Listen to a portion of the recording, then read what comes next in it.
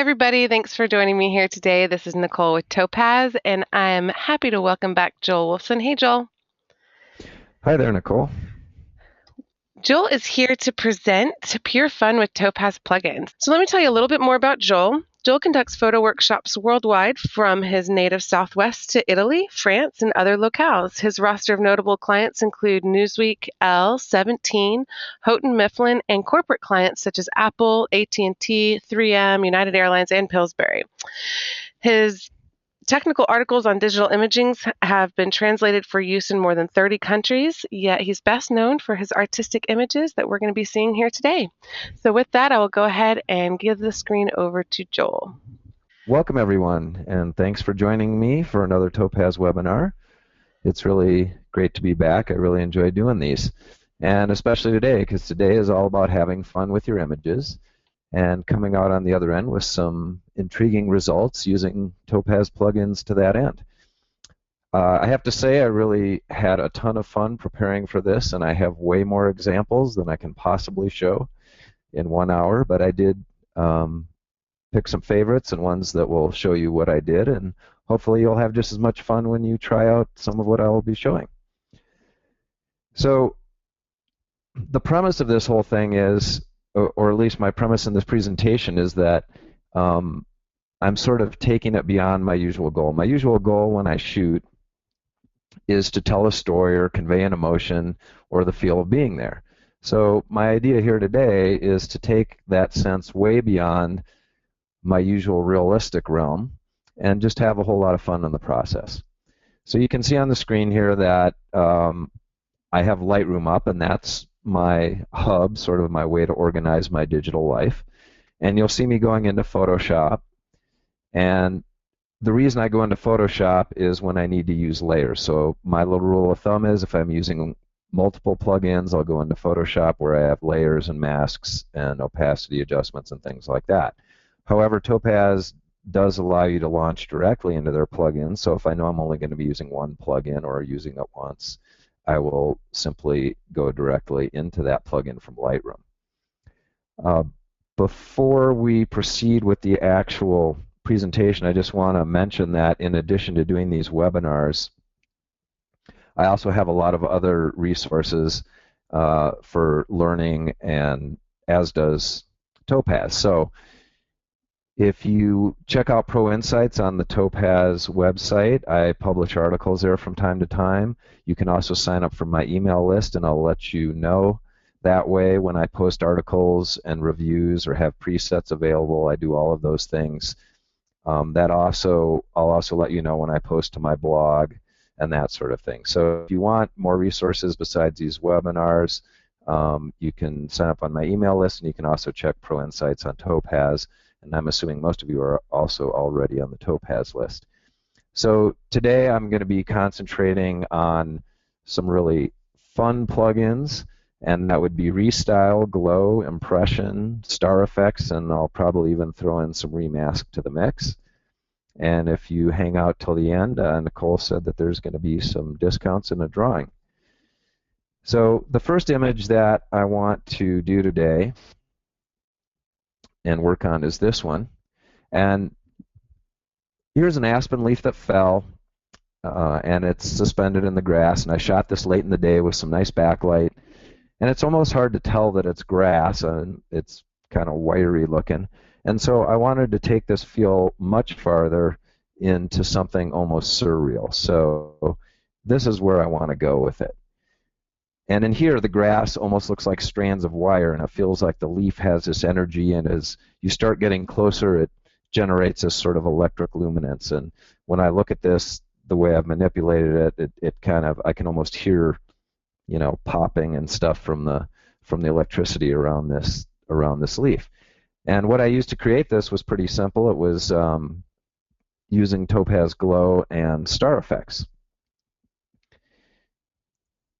So what I'll do is, here's our starting image. And those of you that are not familiar with Lightroom, I'm just going to give a really brief look at it. So one reason is that it's kind of similar to the way the Topaz plugins are laid out. So on the left, there are presets and collections, And over on the right are the tools, and then up above are the way you go into different modules, and on the bottom, obviously, a film strip. So the way I launch into Photoshop from this is you can either right-click on the image itself in the image view. You can do it down on the film strip, or if you are a menu person, you can go up to the photo menu, go to Edit In, and then pick your program, which we're going to do Adobe Photoshop CC, and I definitely want to use a copy. And now we're in Photoshop. So the very first thing I do, as a rule of thumb, is to duplicate my background layer. The background layer is the main image. I always want to keep my original intact, so to speak, in case I need to go back to it. So like other things in Photoshop, there are 3 or 4 or more ways to do this. You can do Command J, which is Control J on a PC, and that duplicates the layer. And I am a big fan of renaming the layers so that I remember what I did later in case I have to go back to it. So I'm going to relabel this one Glow because that's the first plugin that I'm going to be going into. So I have all my palettes on the right, including my layers menu down here in the lower right. I'm going to go up, and I have my Photoshop tools are on the left here in a strip. I'm going to go up to the filter menu, go down to Topaz Labs, and there are all my plugins, and I'm going to go down to Glow. I'm sure a lot of you are familiar with Glow. It's Topaz's newest plugin. It's really cool.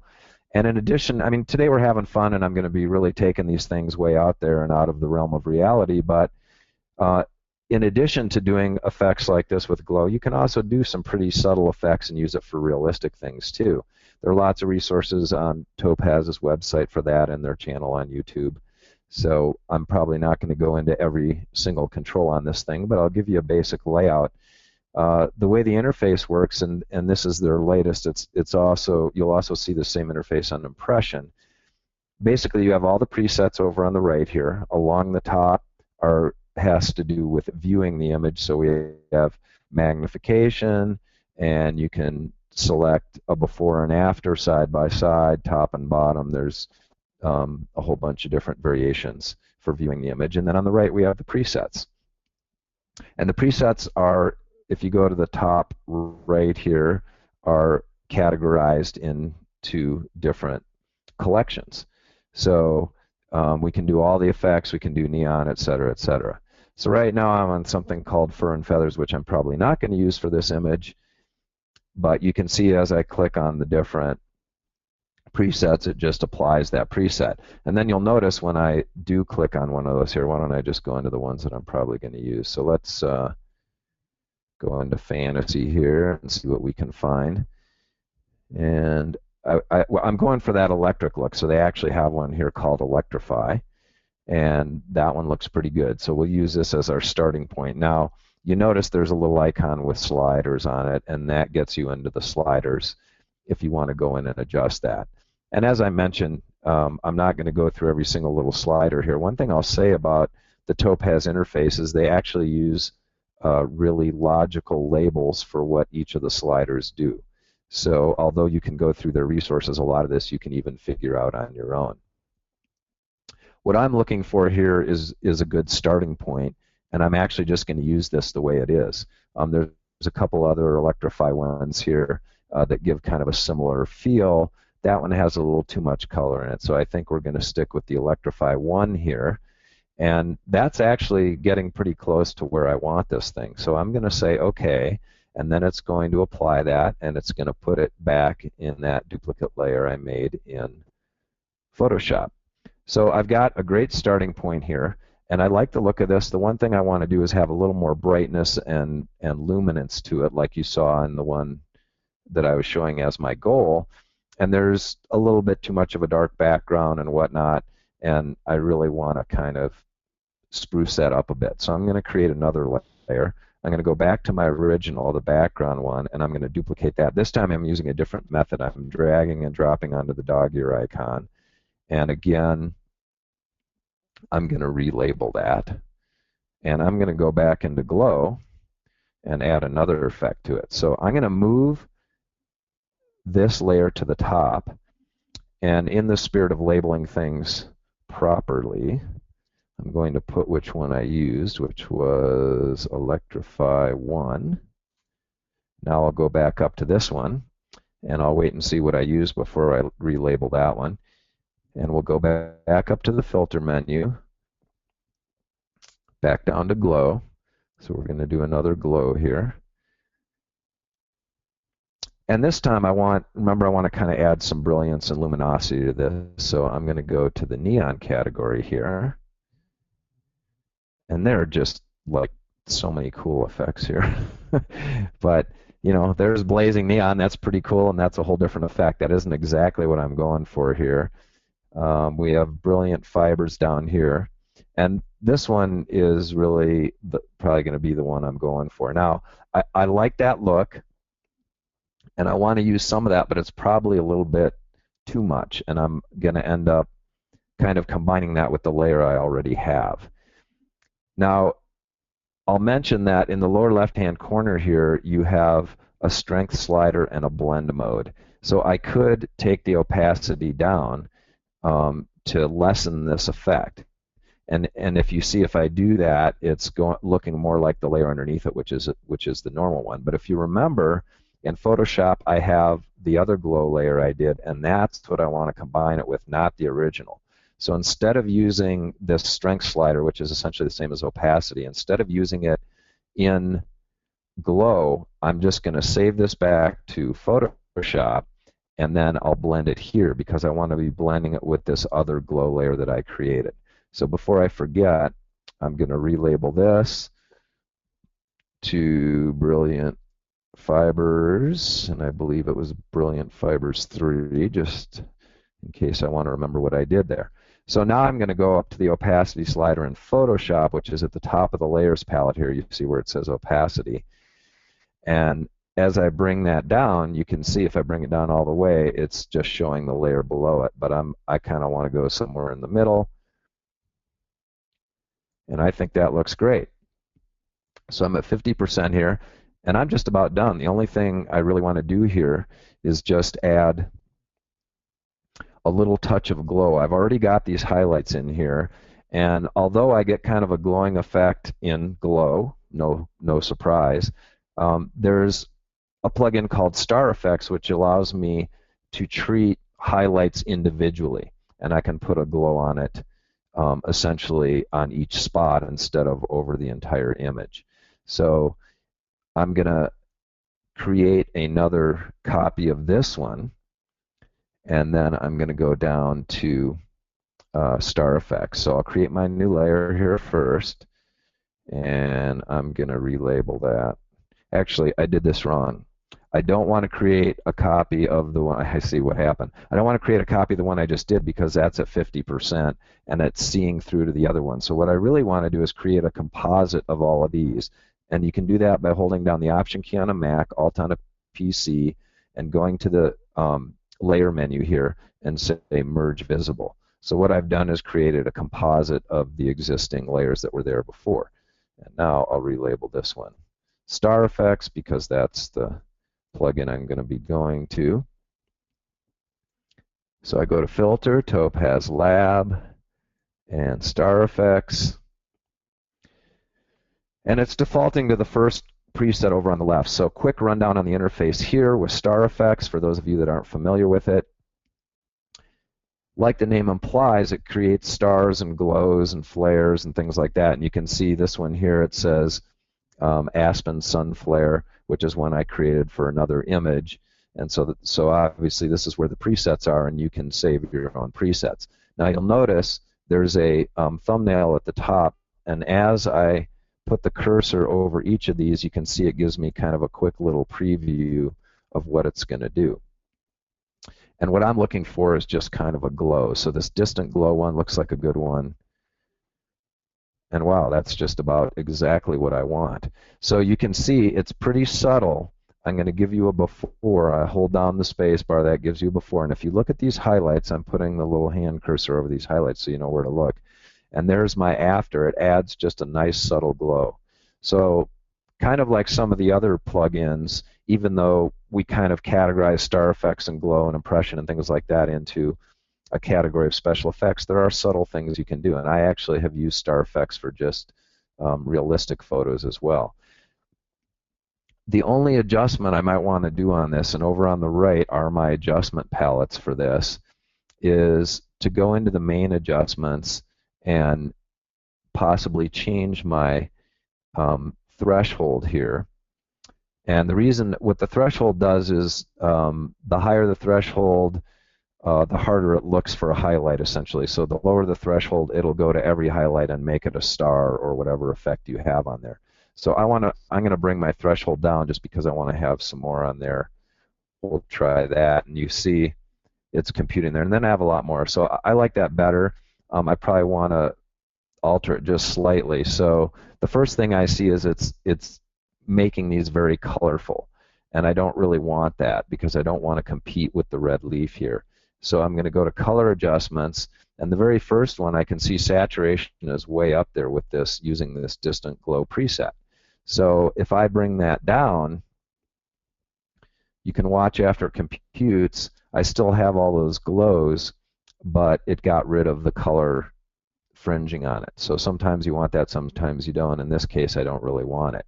Now the only thing I see is I like that it's added more of these little glows, but there are some of them that are distracting. And what's really cool about star effects, if I go up into the star settings, you have this hide and show stars.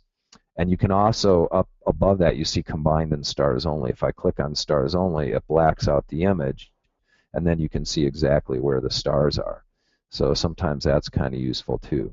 And my problem here really is that I just have too many. So I can take this hide brush and I can set the size of that to whatever I want. And I literally just brush over the areas that I don't want those stars, and then you can see as the progress bar goes across, it gets rid of some of those. So what I'm looking to do here is get rid of some of these on the edges and that are further away from the leaf, because remember, my whole idea here is I like that whole feel of as you get closer to the leaf that it kind of has its own energy. And so these ones that are out on the fringes here are maybe a little bit distracting, and so I'm just kind of painting over those and getting rid of some of those. And now we're left with basically exactly what I want. So that's a pretty cool little tool in this star effects, is that hide and show. I love that because you can really get specific with it. So I'd say that we're pretty much done here. I think we've got a final image. So star effects is a very calculation intensive plugin and program, so it does take a little while for it to calculate all those spots. And there we are. We've got our final. So this is where we started, and this is where we ended up. And then we can just save this back to Lightroom.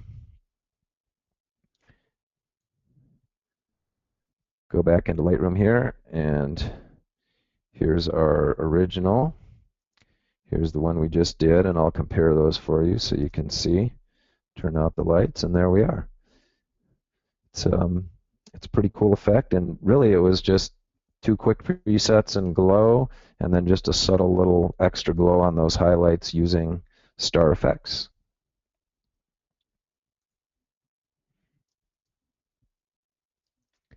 All right, so we'll go do another image here, and this next one, I'm going to start with this agave here. So here's a close-in view of an agave, to the point of it being a little abstract and a little bit more illustrative than a realistic photo. I mean, it's obviously a photo, but it's more illustrative. So again, I want to really take the feel of it being illustrative to a more extreme level and make it an illustration. At the same time, I'm using my artistic license to add in some color that wasn't there, and I'm going to use ReStyle and impression to do that. So you can see here I have something that looks almost like a pastel, maybe a watercolor. You can see the texture in the paper that it was painted on, so to speak, and it's really, impression is really a marvelous program. But what I'm going to use to get the color for this is ReStyle. So I start with my basic agave image here, whoops, And I'm going to go to Edit In. I'm going to hop back into Photoshop here. And again, I want to work with a copy. And the first thing I want to do is create a new background layer. And now I'm going to relabel this ReStyle because that's what we're going into.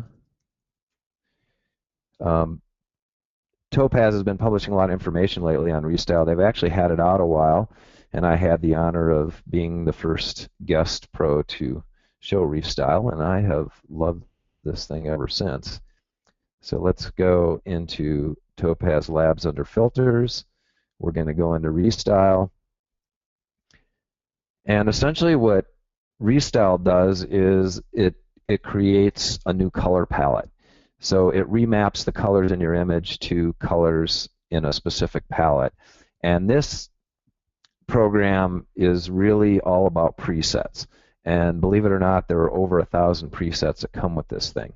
And fortunately, they've made a really nice interface that allow you to peruse those presets and save them and look for similar ones. And there's all kinds of neat ways you can do this. So again, the same basic layout is like the other Topaz plugins, or most of the other Topaz plugins. We've got our collections of presets on the left, and so the presets themselves are in this lower menu.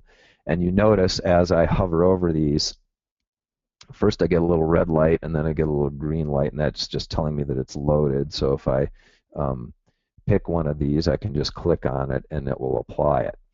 Now, over on the right are my tools, and you'll notice I just applied this one called Pumpkin Sheen sort of arbitrarily, and it gives me the palette of colors that are in this preset. And then what's neat about these tools is I can go in and adjust the hue and the saturation and the luminance of each of these colors in the palette individually. And then if I want, after I've altered it, I can save it off as my own preset. So you can add as many of your own presets to this as you want too. Now this is not really the one I want to start with, so I need to pick one out. So one way I can pick one out is to scroll through these and hover over them and try them out. But what I find a little bit easier way to do this is to go into the grid view. And if you look up here, there's a bunch of little icons relating to the presets, and those you'll also see in the grid view, and I can explain those a little bit because I think they're pretty useful. So if I go to the grid view, here I'm getting all these different versions of my agave with all these different color palettes. And you see as I scroll down, there's more and more and more. So you can this I think is a really good way to kind of quickly peruse through these various presets and see what they look like in a nutshell. And then you can just click on one and choose it if that's what you want to do. So I said I was going to explain what all this stuff is on top because it's really useful in terms of choosing your presets. So the first thing is the collection, and you can pick your collection here, or you can pick all of them at the bottom if you want. So we'll just stay in the landscape collection here. And these icons next to it, which are the same ones in the strip palette when you're in the main interface there, is this with the little camera icon is a snapshot. So if there's one of these you like, you can take a snapshot of it. When I don't have any chosen yet, but let's say I choose this one, and I can take a snapshot of that. The way I think of the snapshots are session-only favorites. So let me go back to the grid view here. And then likewise, here's favorites. So anything that you want to keep long-term, you can put as a favorite, and the next time you open this program, then your favorites will be in there. And then this shows ones that you've used recently. So that's what the little check mark thing is. And then you can reset this back to the collections. And I'm going to reset it again because I think I somehow got into a more limited collection here. Now, another way to find something you want is the keyword thing. So let's say I just want black and white. I can put in BW. So they've really built some good tools into this in terms because there's so many presets in here in terms of finding the one you really want. But I want that color palette that we saw before, that because I wanted to alter the colors a little bit, that kind of consists of some blues and yellows, and that's this one right here, that Azure and Light Sienna Sunset, I think is what it's called. And I really like this palette, and so this is what I'm going to use, but I want to alter it a little bit. So I am going to go through some of these tools and show them to you. You know, we have under the ReStyle menu is the color style, and this is the heart of this thing. So what I'm going to do is, I like the main color, so I'm not going to mess with the hue so much. You can see what happens if I do. I'll just show you. Like if I take my primary color here and I move it to the right, you can see the primary color is sort of a really deep indigo black color, but it turns really reddish purple in this direction, and the other extreme it turns kind of greenish. So if I wanted to change the actual color of that one, of that hue, I can bias it in one direction or the other. But I'm mainly going to deal with saturation and luminance here because I like my basic color palette, and I'm just going to sort of beef it up a little bit, so to speak. So I'm going to increase the saturation. Again, you know, if I take it to an extreme, you can see where it goes. It's sort of that deep indigo black color that's there. And I'm just going to bump up the saturation on most of these just a bit. And again, if you take it to an extreme, if you look over here, this is the area it's affecting. It's kind of these brownish, orangish tones.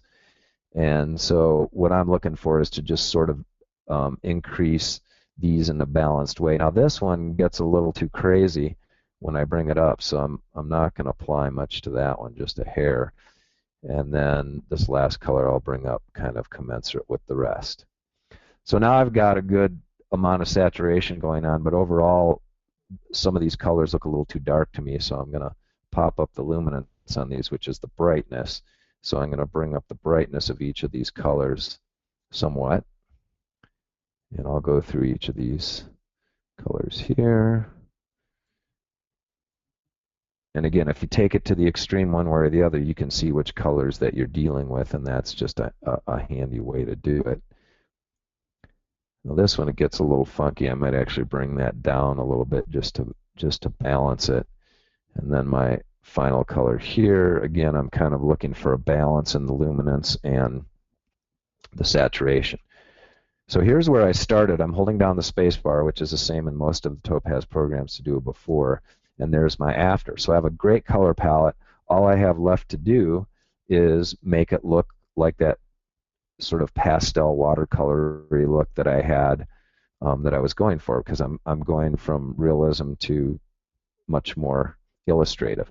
So I've got my color palette there. We're back in Photoshop. I'm going to duplicate this layer, and I am going to rename this Impression. So Impression, for those of you that aren't familiar with it yet, is Topaz's painting plugin, and it allows you to apply all kinds of painterly effects, from charcoal to watercolor to oils and all different styles and whatnot, and I'll show you that right now. So I'm going to go up to Filter, down to Topaz Labs, and we're going to go into Impression, which is one of my favorite plugins. It's so cool. I've used a lot of different programs and tools over the years that try to mimic painting, especially, and other things like this, charcoal drawing, for instance. And this thing really, far and away, does the best job I've ever seen at doing that. It scares my painter friends. But anyway, we're in Impression here, and you'll see we looked at Glow before, and it's an identical interface. So we've got our presets over on the right, and you can click on these presets and it'll apply it. And again, you click on the little tool slider and it'll give you those tools. You can go back up to the top, click on the arrow, and go back to your effects list. You can also get the tools with the slider icon up here. And if you want to reapply something that you've applied, you can just click back on that. So that's actually close to what I want, but I want something a little more solid than that. So I am going to go back up into my menu of presets here, of collections, and I'm going to go to the pencil collection. And that colored pencil 1 is close, but I'm going to try colored pencil 2. and that's a lot closer.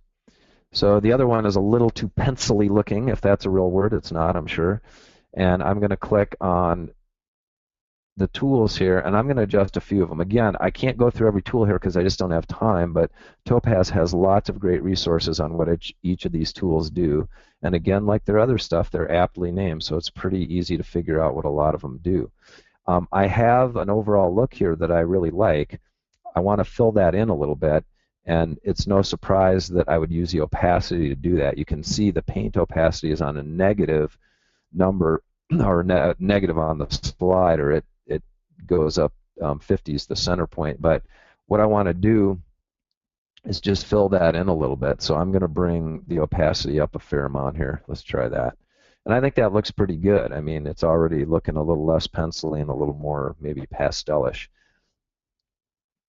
And I'm going to go down to, and that's really all I'm going to adjust in the brush menu here, just because I like that look. And really all I want to do now is adjust the color. It's a little too electric for me, so I want to bring down the saturation. So I'll bring that down a bit, and that's looking a little better to me. This red is still a little electric, so one thing that's cool in this color palette is you can selectively go in and adjust all these different parameters, hue, saturation, and lightness in each color individually.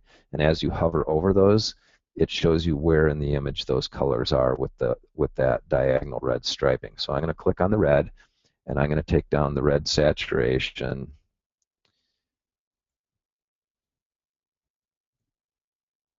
Yeah, even maybe a little more. I'm not bothered too much that there's some red in there, but it was sort of overwhelming the rest of it. And what I'm most interested in here are these blues and indigos and oranges and yellows and that sort of thing in the agave itself, rather than that bright red that was in the shadows. So I'm just about done here. The only other thing I want to do is get that paper texture that we had, and I'm gonna magnify this. In case you're wondering how I'm doing that, I'm using the scroll wheel on my mouse. You can also just go up here and adjust this slider, and it does the same thing. And you can see at the same time it's giving you a little preview window here where you can move around to different parts of your painting or drawing, whatever it is you're working on here. So I want to add some texture. Right now I don't have any, and if you go down to this texture menu, you can pick all kinds of different things. So there's metal tread. Now we don't see anything until we start to adjust this strength slider up. And of course I don't really want that, but that just gives you an idea of what it does. I'm looking more for kind of a heavily textured paper, so plaster here might work. I'll click on that. That's a little too rough, but there's a plaster 2 next to this, and that's perfect, I think. So I've got a little texture. It looks like I painted this on some textured paper, or pasteled this, or watercolored this, or whatever on some textured paper. And I'm going to say OK. And we're pretty much done there. So this is where we came from. There's where we ended up. And if we were to save this back into Lightroom, I've got my before and after. And I'll show you those again side by side. And there we are. We went from a somewhat illustrative, somewhat realistic, and slightly abstract photo to something completely different. And this is just a heck of a lot of fun to do this stuff. So there's zooming in so you can see the texture in the paper. And we will now go on to another image.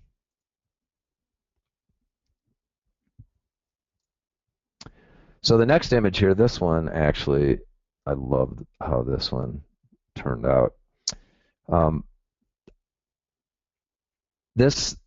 love this shot. I mean, even before we do any effects to it.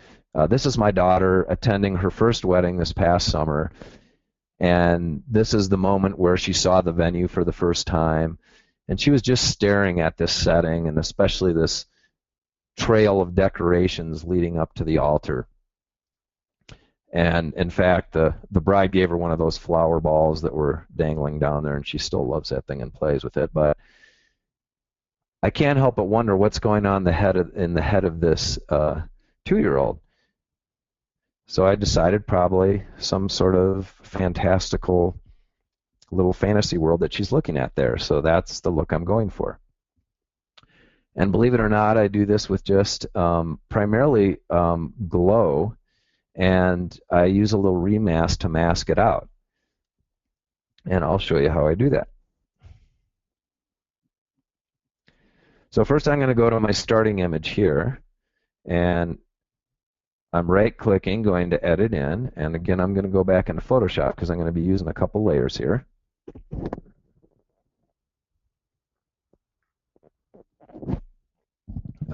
Okay, here we are in Photoshop, and the first thing I'm going to do is use a program called Remask, and that's a masking program. For those of you that do any masking and need real precise masking, it is the best masking software out there. And it's actually the way that I first discovered Topaz. I was getting frustrated with all the masking programs out there that really weren't very good. Photoshop in particular is not that great for easy and precise masking. I mean, you can accomplish what you want in Photoshop, but you know, Remask just makes it so much simpler and easier. You notice I did not duplicate the layer before I went into Remask, and that's because Remask you can set it to duplicate a layer on the fly, and that's how I have it set up. So that's what I do. Remask has a little bit different interface. It doesn't work with presets or anything because really it's dedicated just to masking. It's a very simple interface, and if you look, the tools are over on the left, and it's all color coded. So green is what you keep, red is what you cut out, and blue is the transition.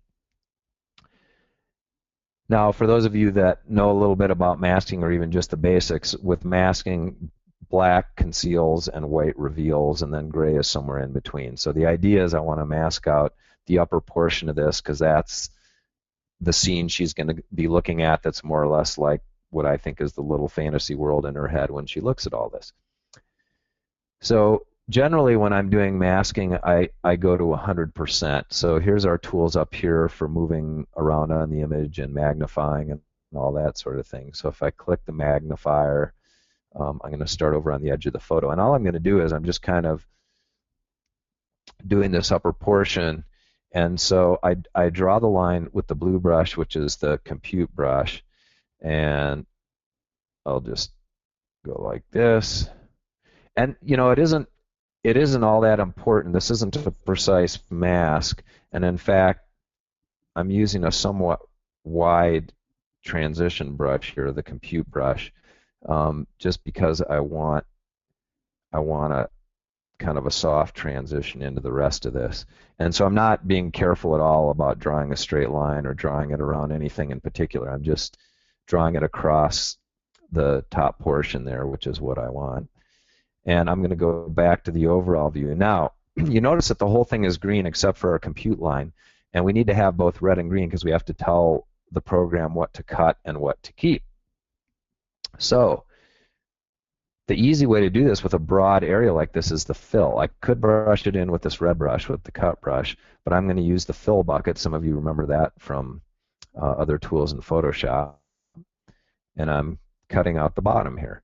And so now when I hit compute, it's going to cut it along that line that I made. And there's my cut and my keep.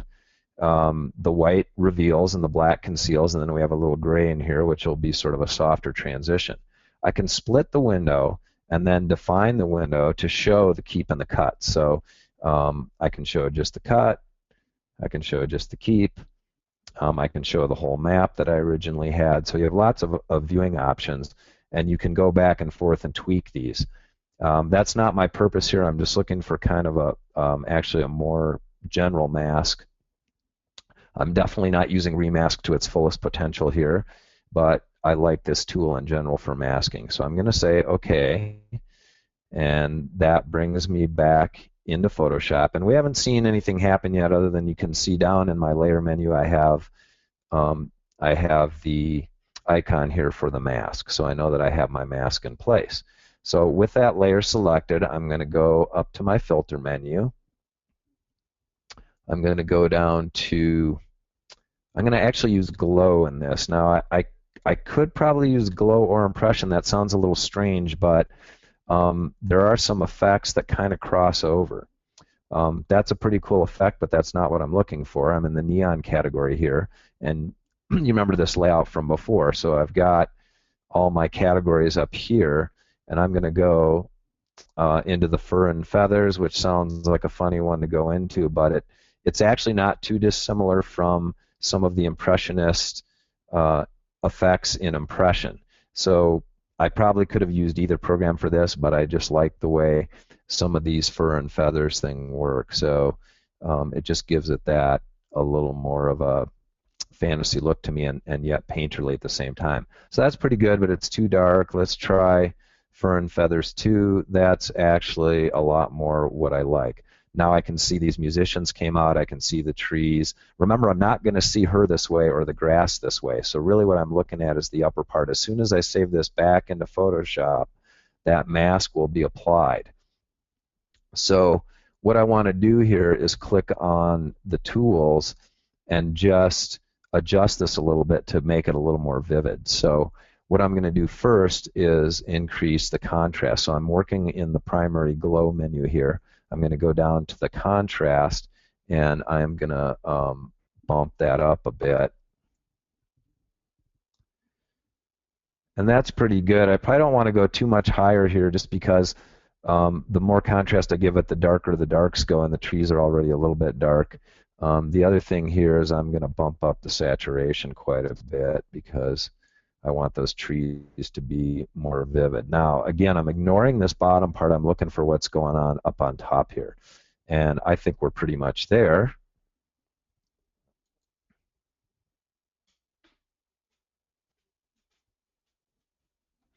And there we are. We've got a pretty cool image here, sort of transitioning from realistic to this little fantasy world that my daughter might be seeing here at age 2, looking at all this. And you can see it's kind of a soft, gradual transition there. And of course, this is all about effects and fantasy anyway. And this is just, you know, a perfect image for it too. I could just point out one quick thing, and that is, and this will probably only take me a minute, and then I'll open it up to questions. But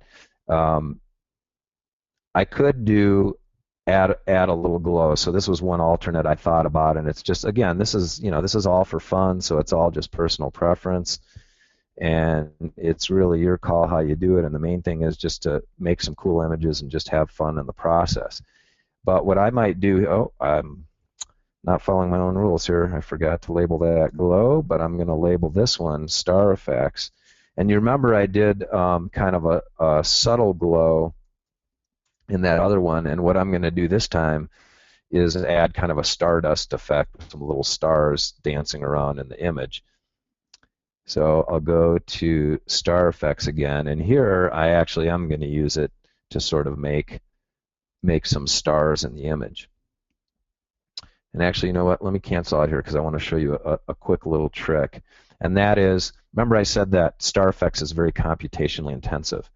And so a way to save time in this plugin, and actually any of the Topaz plugins, is just to select the part of the image that you're actually going to be using. So I can go get my selection marquee up in the upper left here, and then I'm just going to select just the part of the image where I might want to put my star effects, which is a pretty small portion of the image. And then by doing this, if I leave that selection going and then I go into the filter menu to star effects, it's going to bring up just that portion. And then everything is going to work faster in terms of computation. So I'll bump this. Well, let me go. I'm going to go back to the overall view here. So I don't like that. Again, I don't like that starburst. I'm going to start with that distant glow one that we used before. And that's not bad, but like I said, I kind of want to make it look like stardust, so I want to have some actual stars in here. And so what I'm going to do is I'm going to jump down to this additional effects and add some points on here. So by moving up this slider and secondary points, it adds some more points into the glows, and you'll actually hopefully see some star points. And I have to wait for my status bar to go across. You can start to see them here, and I can make those a little more prominent by going into the main adjustments. And this luminance slider will make the stars a little more transparent and a little bit brighter. So if I bring that luminance setting up a little bit, that should make those stars just a little bit brighter. So it almost looks like somebody sprinkled fairy dust or stars on the scene. So that just kind of adds a little more to that fantasy feel to it. Having a hard time talking here. And also we have that nice, we have a glow on these decorations that are on the side of these benches that give us a nice visual lead-in right up to the altar. So here we have the little stars going up to this and up to the altar. So that's, again, this is a personal preference thing, and I kind of like it both ways. There it is without, and there it is with. And if we go back into Lightroom, I can do a comparison again.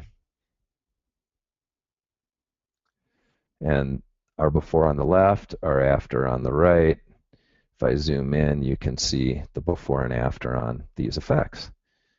So there you have it. A lot of fun, pretty simple with these plugins. And although I normally use these plugins for more realistic type images, I just had a blast doing it, using it for these more fantasy and kind of just out there images going beyond my usual realistic realm. Awesome. Thank you so much. This has been great. Very inspiring and a lot of fun and getting some great feedback. So, oh, good. You're very welcome. I enjoy it. And thank you to everybody for attending. Thanks, Nicole, and thank you, everyone. Okay, bye, everyone.